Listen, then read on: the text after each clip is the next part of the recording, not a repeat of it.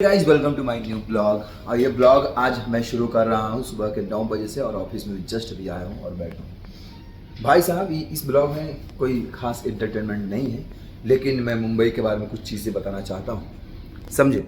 Just scam बोल सकते हैं, या फ्रॉड बोल सकते हैं, या चीटिंग, जो भी आप समझें, सिंपल सी बात है। तो मैं आता हूँ रोज़ साइकिल से, पता है आपको। आज आया मैं बस से। भाई साहब, सुबह का वक्त हो और मुंबई के बस स्टॉप पर गर्दी ना हो, ये हो ही नहीं सकता, हो ही नहीं सकता। समझे? तो आज हुआ यूँ कि मैं बस स्टॉप पे खड़ा था, वहाँ पर ऑटो की भरमार थी और बस ना भैया, एक भी नहीं। अब पूछो क्यों? बस लेट होगी? बस थी ही नहीं, मैप में कोई शो नहीं हो रहा था, एप्लीकेशन में कोई बस शो नहीं हो रहा था, और ऑटो धड़ल्ले से दम दे दनादन ऑटो दम जा रही थी। मेरा दोस्त चलाता है ऑटो। कुछ दिन पहले उससे हमारी बात हुई थी, तकरीबन 15 दिन पहले, गणपति जी का जब आगमन हुआ था तभी। तो उससे मैंने कुछ चीज़ें पूछी थी।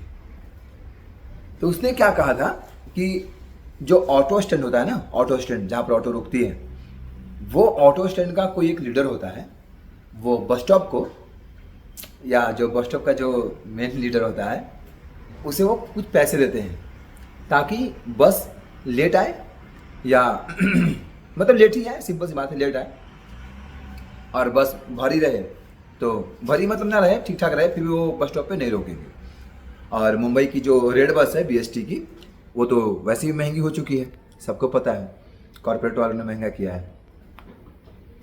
भाई साहब, मुझे विश्वास नहीं था इन सब चीज़ों पे, लेकिन मैंने तहकीकात किया, रिसर्च किया। बाद में ये चीज़ हमें कुछ लोगों ने और बताया, नाम नहीं लूँगा, कुछ लोगों ने मुझे बताया। आज सेम चीज़ मैंने देखा वहाँ पर। आज आया कभी कहाँ पर, कुर्ला डिपो, मैं वहीं से बस पकड़ता हूँ रोज़, और बांद्रा की ओर जाने वाली जो रूट है उसकी बात मैं कर रहा हूँ। वहाँ पर तकरीबन ऑटो 100 से ज़्यादा है, 100 से ज़्यादा ऑटो मिल जाएगी, समझ जाए। लेकिन बस ना, टाइम पर तो कतई नहीं आएगा टाइम। बस वैसा नहीं है कि बस वालों, बस डिपो को कोई पता ही नहीं कि यहाँ पर भीड़ होता है कि नहीं होता है। भीड़ इतनी होती है, इतनी भीड़ होती है कि अगर 10 बस भर भी जाए ना, फिर भी लोग वहां खड़े रहेंगे। अरे एक एक ऑटो में मुंबई में 3 पासेस हैं, लेकिन वो 4 बैठा करके लेके जाते हैं, छोड़ के आते हैं, फिर लेके जाते हैं, फिर छोड़ के आते हैं। अक्सर मुंबई में आप देखोगे कि ऑटो का लाइन लगता है, यहाँ पर लाइन नहीं लगता है, क्योंकि बस टाइम ही नहीं होता रुकने का। धड़ल्ले से लोग भरते हैं, समझे, धड़ल्ले से भरते हैं। फिर मुझे एहसास हुआ कि इस बात सही है, अगर टाइम पर बस आ गई होती तो शायद इनकी दुकान नहीं चलता, इनकी ऑटो नहीं चलता। देखो भाई, मैं किसी के बारे में कोई कंप्लेन नहीं कर रहा हूँ, जस्ट मुझे लगा कि मुझे बताना चाहिए, मैं बता रहा हूँ। समझे? ये कोई कंप्लेन नहीं है आपको, मुझे पता है इस वीडियो से कुछ नहीं होना जाना है, कुछ नहीं होना जाना है इस वीडियो से। ये जस्ट जैसे आमतौर पर जो वीडियो मैं अपलोड करता हूँ वैसे भी है, और ये भी स्किप हो जाएगा, निकल जाएगा, समझे। लेकिन सोचो उनके लिए जो बेचारे बहुत गरीब हैं, जो ऑटो एफोर्ड नहीं कर पाएंगे, उनका क्या हश्र होगा यार। वो ड्यूटी पर कैसे जा पाएंगे? भाई साहब, बीकेसी में इतने ऑफिस हैं, वहाँ पर इतने सारे वर्कर नहीं, मतलब स्टाफ लोग खड़े होते हैं बस के इंतज़ार में, इतने सारे स्टाफ खड़े होते हैं कि क्या ही बोलूँ मैं, समझे। लेकिन बस मैं तकरीबन 7:30 से 8:30 तक मैं तकरीबन 1 घंटा, सिंपल सी बात है, 1 घंटा में खड़ा रहा था, 1 डेढ़ घंटा में खड़ा रहा वहाँ पे। 1 डेढ़ घंटा में ना कोई एसी बस आई, ना कोई बीएसटी की कोई रेड बस आई, कुछ नहीं आई बस। लेकिन ऑटो मेरे सामने 60-1700 ऑटो भर भर के निकल गया, और एक ऑटो में 4 लोग भरे पड़े थे, बैठे थे। आखिर में मैं भी ऑटो किया, सेम किराया।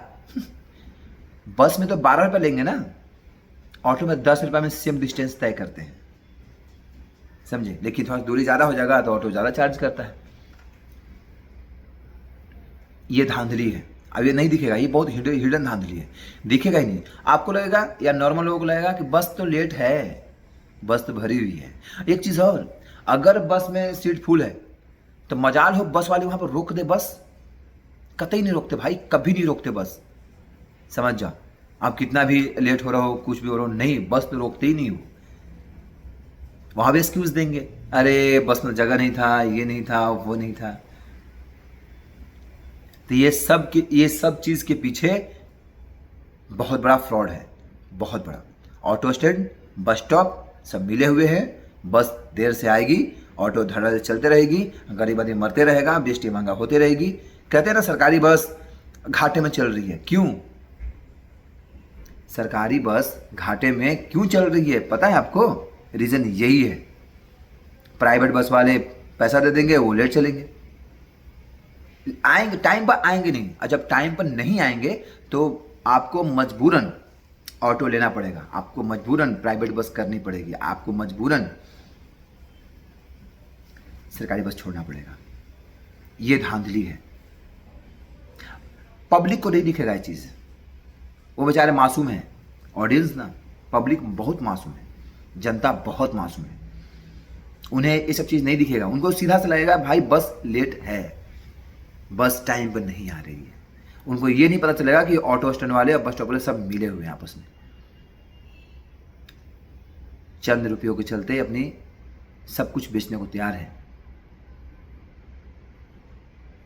खैर इस वीडियो में इतना ही मुझे लगा ये बताने चाहिए। अगर आपके गांव में या शहर में ऐसा हो रहा है तो प्लीज़ आवाज़ उठाइए, ज़रूरी है आवाज़ उठाना। देखो यार, आवाज़ इसलिए मैं बता रहा हूँ कि मैं क्यों बोला आवाज़ उठाना। आप ये सोचकर आवाज़ मत उठाओ कि वो समस्या ठीक हो जाए, आप ये सोच के आवाज़ उठाओ कि जनता जागरूक हो। बस सिर्फ जनता को जगाना है, समस्या ठीक करना। मुझे पता है ये सिस्टम है, या और सिस्टम में जो लोग फंसे हुए हैं ना, वो कभी निकल ही नहीं सकते। अगर सिस्टम बना ही है इनके लिए, आम जनता के लिए सिस्टम कभी है ही नहीं। से बता रहा हूँ, आम जनता के लिए सिस्टम कभी ना थी, ना है, ना कभी होगी। आम जनता वही बस स्टॉप पर खड़ी रहेगी, ऑटो करेगी, बस करेगी। ये सिर्फ ऑटो बस की बात नहीं है, और भी चीज़ों के लिए मैं बात कर रहा हूँ। सिस्टम बना ही है उनके लिए। हम तो बस मोहरे हैं, जनता तो बस मोहरे हैं, है ना। चलो ठीक है, इस ब्लॉग में इतना ही। और अपने आसपास में अगर ऐसा चीज़ हो रहा है तो आवाज़ उठाइए। ठीक है, रिस्पॉन्स ना मिले, लेकिन अपनी रिस्पॉन्सिबिलिटी है आवाज़ उठाना। इस ब्लॉग में इतना ही, बाय।